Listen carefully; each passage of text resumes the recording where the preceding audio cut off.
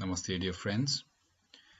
Today, I thought of making a video about a couple of topics that keep coming up again and again during teacher trainings, workshops, retreats, topics that are uh, generally discussed or questioned about.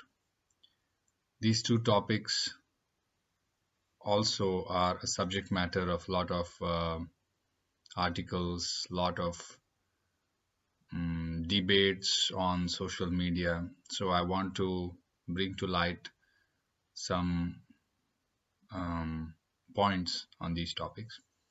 The first topic is the whole idea of perfection in yoga world, or I would say uh, the asana world as we understand yoga to be in modern times.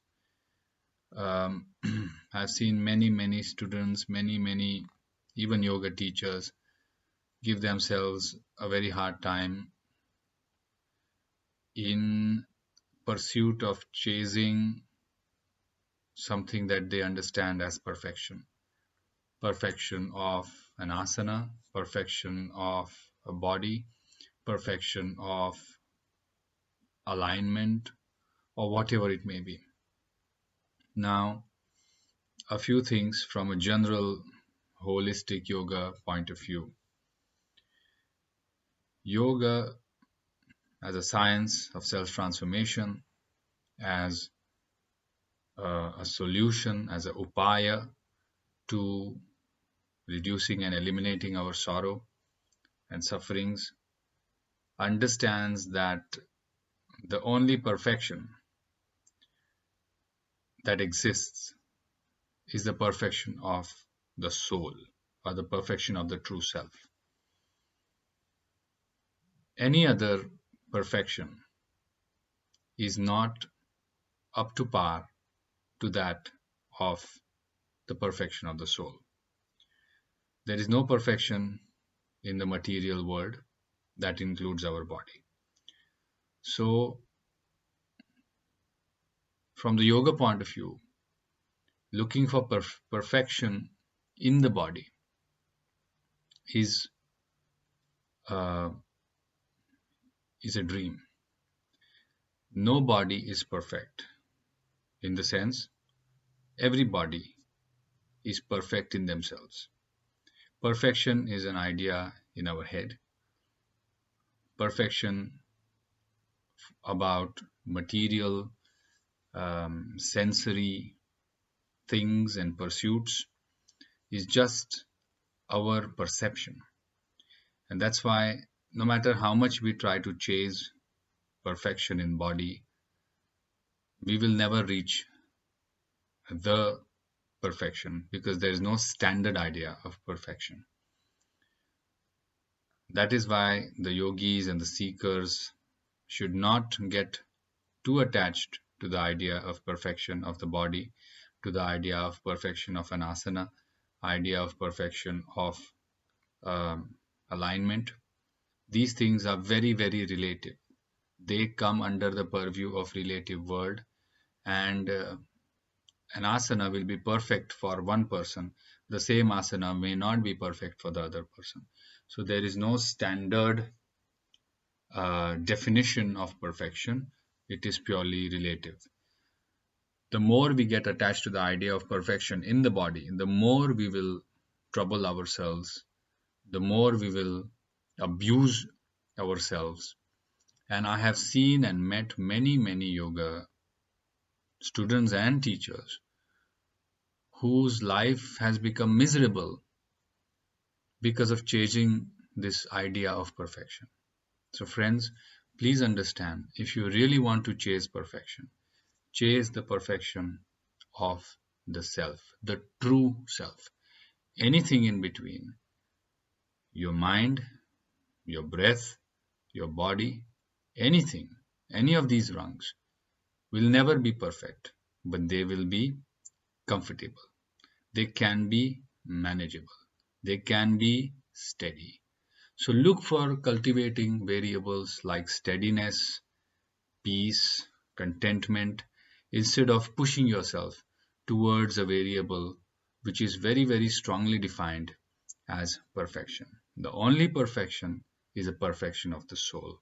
The only perfection is a perfection that you perceive yourself as the truth, as nothing else. Everything else is relative, everything else is subjective. Second, the idea of advance. I've met so many people in the yoga world and the spiritual world who try very hard to reach an advanced stage. In fact, some many times when I offer beginners class, nobody really wants to come.